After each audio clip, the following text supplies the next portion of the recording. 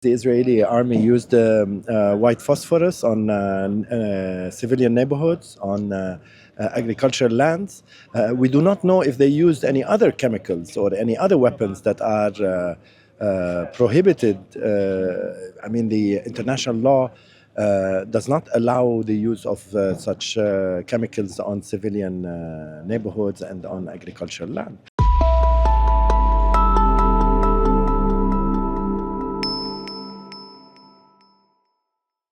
Hey everybody, this is Laith Marouf from Free Palestine TV, and we are in Al-Aqsa, South Lebanon, just close to the border with occupied Palestine. Before we continue with this report, I ask you to press the subscribe button on whatever social media platform you're watching this on, and to go to our website, freepalestine.video, to donate so we can continue bringing you this content. As you can see, hundreds of people are here today because there is a coalition of environmental and agricultural groups in Lebanon and in the region that have decided to plant hundreds of olive trees, thousands of olive trees in the Tira region as a form of resistance and resilience in the area to help the farmers and the town recover from the war crimes of the Zionists over the last 2 years. We're going to go around, talk to some people, including representatives of the organizations that have organized this event and officials that are here for the day. Let's take a look.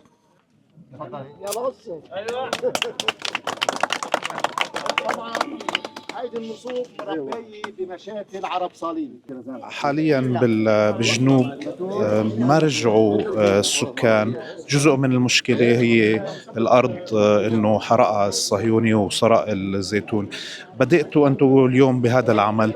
في الوزارة مجهزة لبرنامج أطول، في مشاريع أكثر حتيجي؟ نحن جهزنا أكيد، يعني أولاً تقييم الأضرار، طبيعة التدخلات لازم تنعمل من ناحية التعافي البيئي بالمنطقة. طبعاً وزارة الزراعة هي تعنى بموضوع الزراعي، بس بيئياً الخطوات انحطت، التوصيات انحطت. للأسف ما في تمويل يكفي لتغطية الأضرار البيئية كلها، واللي عم نحاول نعمله تأمين تمويل عبر جهات دولية أو إذا أمكن عبر جمعيات وجهات محلية، لنقدر شوي شوي نستكمل وتكون كلها يعني تكاملية بين بعضها هذه الخطوات، لنوصل على أمل تكون هي البداية لإعادة الإعمار. وفي طبعا كوزيرة معنية بالبيئة اللي صار بيسموه بالإنجليزي Ecocide بالجنوب. هل في قرار مثلا نرفع دعاوي على إسرائيل بمشروع الإيكوسايد؟ نحن كانت يعني واحد من نحن لما كنا نشتغل على تقييم الأضرار، وهلأ في تقرير كمان رح نرجع نصدره على موضوع الأضرار البيئية. في هدفين منه. أول هدف هو إثبات حق لبنان أمام المجتمع الدولي بارتكاب هيدي الإبادة البيئية اللي ارتكبها العدو الإسرائيلي بلبنان. وثانيا طبعا يكون خطة التعافي البيئي مبنية على أدلة علمية وموثوقة.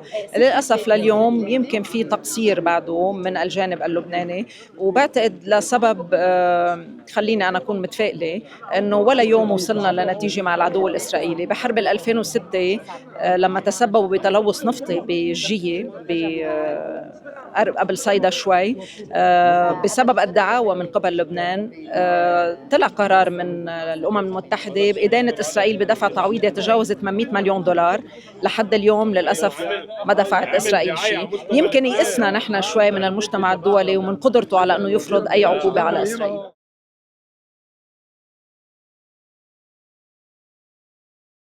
عمر النشابي, legal expert. We heard the organizers talk about the legal ramifications of the ecocide.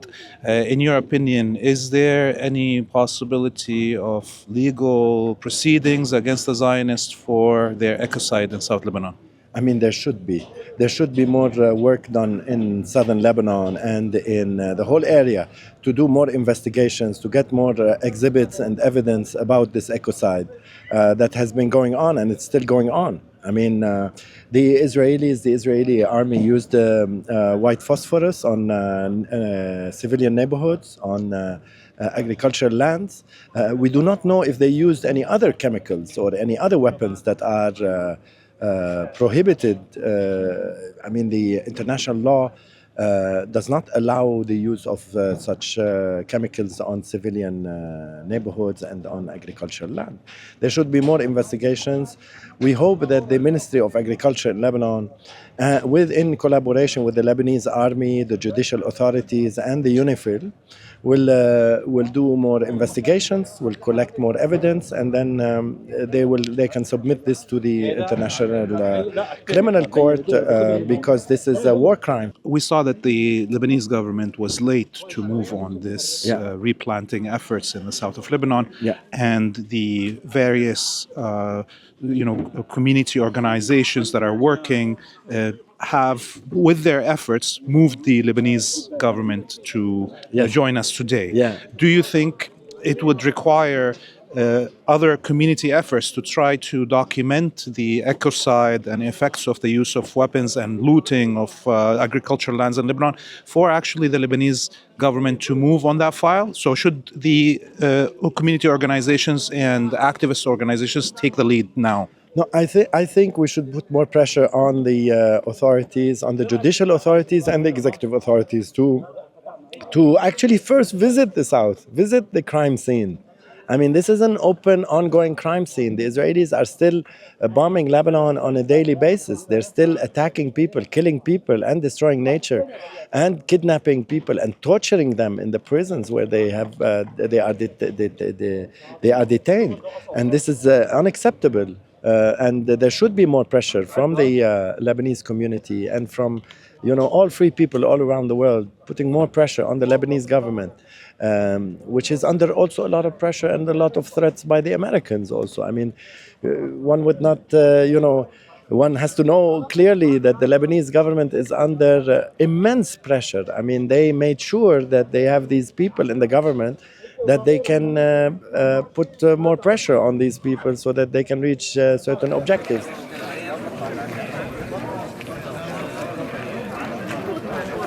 We are with Azuka from Cartography of Darkness. Azuka, why are you here, number one? And what is Cartography of Darkness? So we are here today to plant olive trees in the south because, as we see, our enemy, the Zionist entity, is basically threatened by all forms of life. This is their enemy. And as we see, especially in Lebanon, it is mostly shepherds, fishermen, and resistance fighters that they abduct.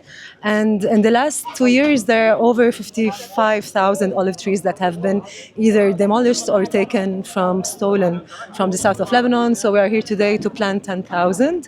And Cartography of Darkness is a collective research platform that looks into and studies and resists the militarization of the environment, of technology, and of knowledge.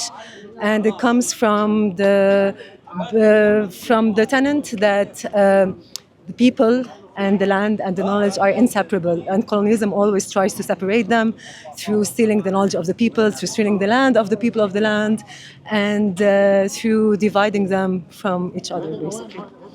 And do you feel right now, with this effort of planting 10,000 trees, that this is enough, or we should be doing much more in the coming days and weeks and months? I think we should do this very frequently.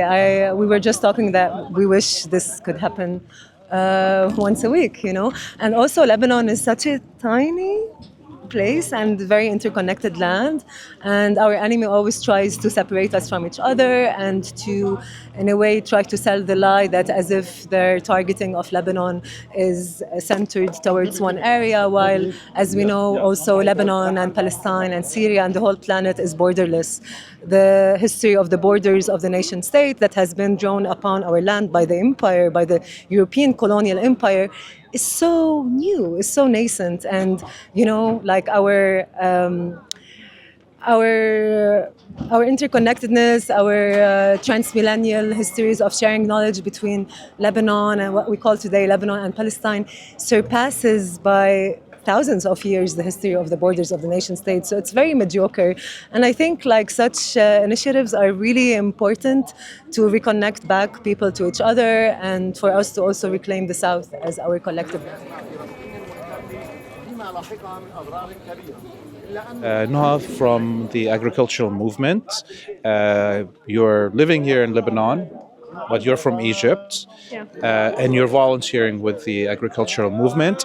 Why do you feel that you want to volunteer in this specific field? I feel that recently, especially in the context of the war, food sovereignty is becoming a very critical issue. We can see it with all the targeting of the olive fields, for example, in the south, and all the destruction that's been happening since the war started.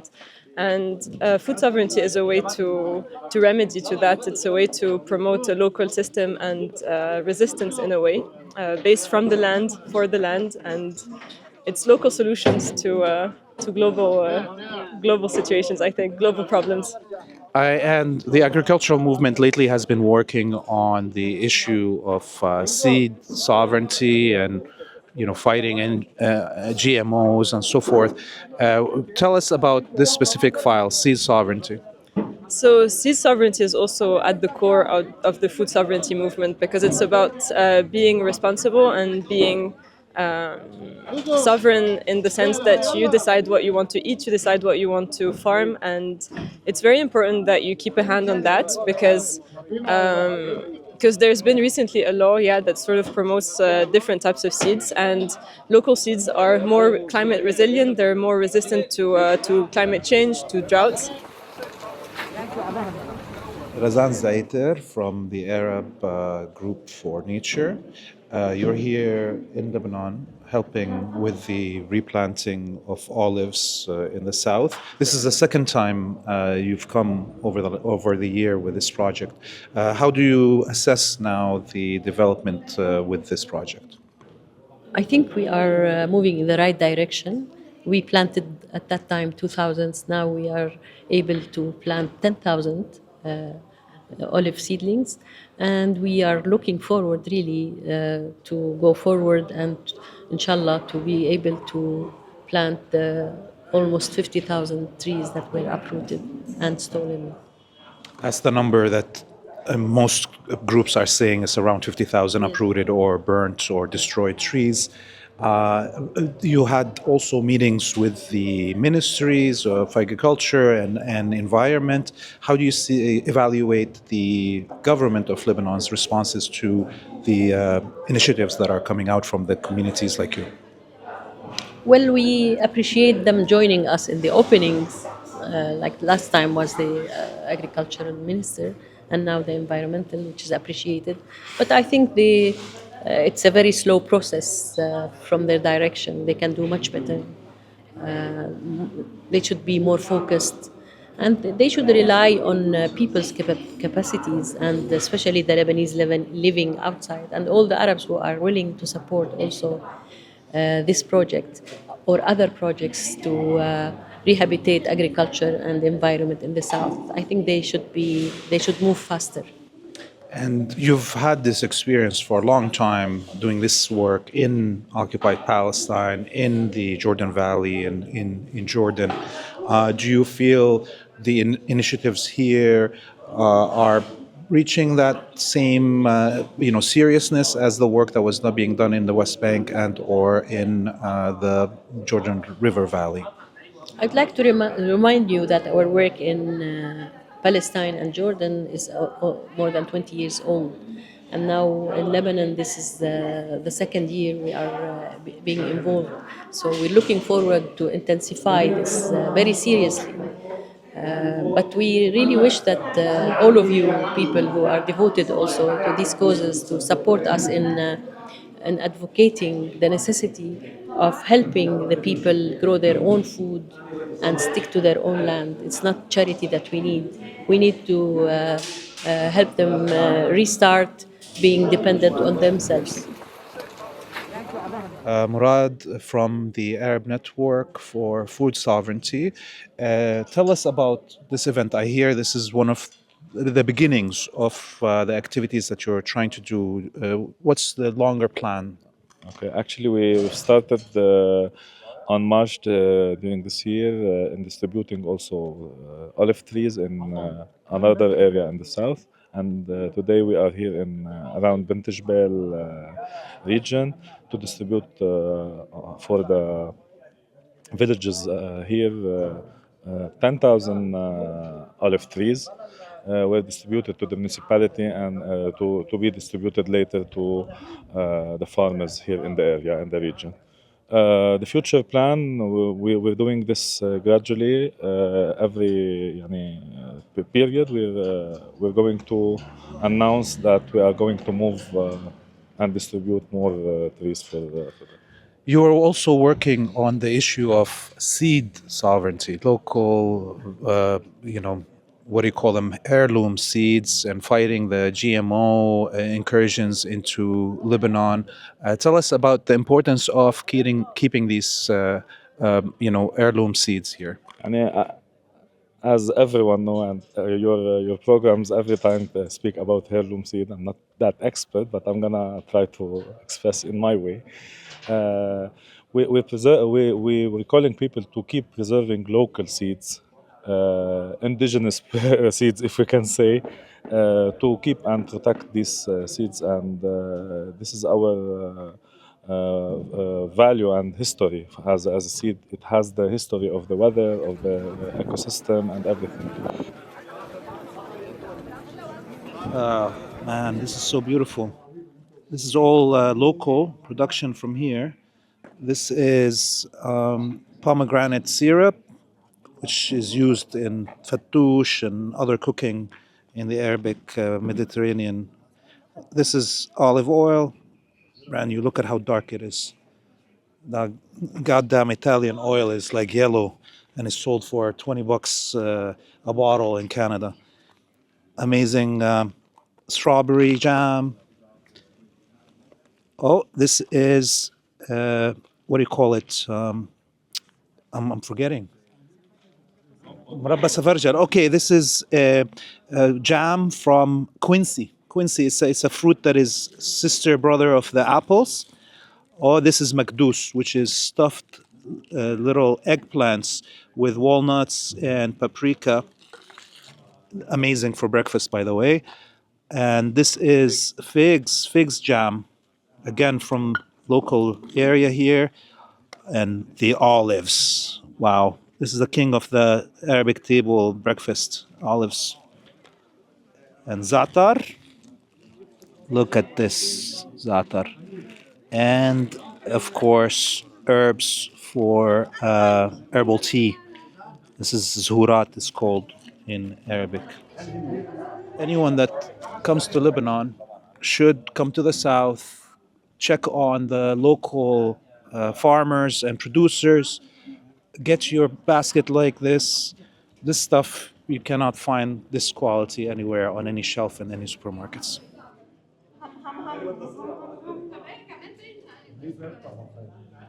Sarah Saloom from the agriculture movement in Lebanon. هذه تاني حملة لزرع الزيتون من ما بلشتوا هذا المشروع. كيف رأيك تفاعل البلديات والمزارعين مع هالمشروع هلا؟ مبدئيا يمكن هيدي المبادرات الصغيرة كتير اللي عم تنعمل لدعم مقاومين الجنوب. يعني من وقت ما خلص الحرب ومن بعد وقف الاعتداء السيسفاير، العدو الإسرائيلي عم يتهجم أكتر وأكتر، وللأسف الحكومة ما عم تاخد أي خطوات جدية مع المزارعين. فيمكن هيك مبادرة صغيرة، وجود يمكن هلأ الوزيرة تمارا الزين، زرع أشجار، توزيع أشجار بلدي اللي هي أقدم شجرة فعلياً إلها خصائص كتير عند المزارعين، لا سيما إنه كمان العدو الإسرائيلي بشكل ممنهج عم يضرب شجرنا المعمر وبنفس الوقت عم يقتلعن وبفلسطين يعني من 10 أيام هيدا الشيء صار. والبذور البلدية مستهدفة كمان بفلسطين. تم الاعتداء بشكل ممنهج وأسر 8 اعتقلوا بسبب إنشاء بنوك بذور. وهيدا جزء من النضال، لأنه هلأ الحرب بطلت بس حرب طيارات ومعارك وحرب بالسلاح، هي حرب على الموارد اللي هي مي وأرض وبذور وغذاء. في قانون بذور مطروح، هيدا القانون نحن بنعتبر إنه لازم نوقف بوجهه بسبب كتير خصائص فيه. بيربطنا باليوبوف، المعاهدة الدولية اللي بتتوجب عليها الملكية الفكرية للبذور، وهي أخطر شيء. حتى بيقصر المزارع مبعوث فيه يتبادل بذور بلدية، وهيمنة الشركات على مورد أساسي اللي هو حق للمزارعين، حقنا بهذا المنطقة ننتج غذائنا. فعم بيصير علينا أشياء ملتوية، فلازم نكون واعيين كتير للموضوع. بأرض جنوب الطاهرة المقدسة، أول شيء بنقول الله يرحم الشهداء. لو ما الشهداء نحن مش موجودين هون.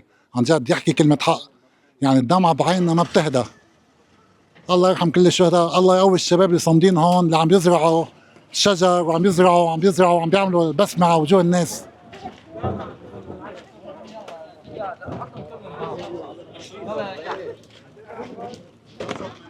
The volunteers are still packing the olives to be transported to the frontline villages.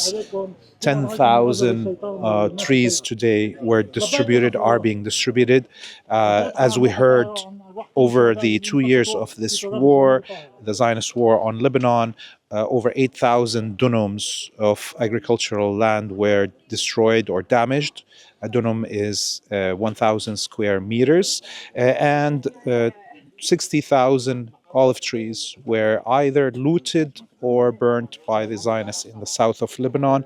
And we have heard that the losses for the farmers in the south of Lebanon is over $240 million in losses because of their inability to harvest their land and to sell the products.